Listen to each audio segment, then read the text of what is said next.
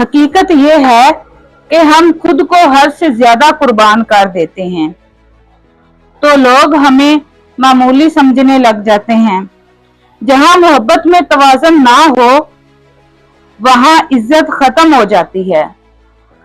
बेकदरी अक्सर उस वक्त शुरू होती है जब एक इज्जत देता रहे और दूसरा सिर्फ लेता रहे इज्जत।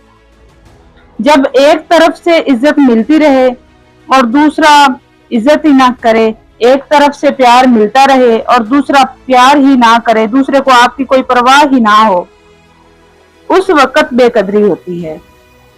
मोहब्बत कुर्बानी जरूर मांगती है लेकिन अपनी इज्जत की कीमत पर नहीं। हम मोहब्बत के लिए कुर्बानियां जरूर देते हैं, कुछ रिश्तों को छोड़कर, कुछ चीजों को छोड़कर, अपने शौक छोड़कर, बहुत सी ऐसी चीजें छोड़कर हम अपनी मोहब्बत के लिए कुर्बानियां देते हैं। लेकिन अपनी इज्जत को साइड पे रख के अपनी इज्जत पे अपनी मोहब्बत वार के कुर्बानी देना, यह गलत बात है। इस बात को समझें।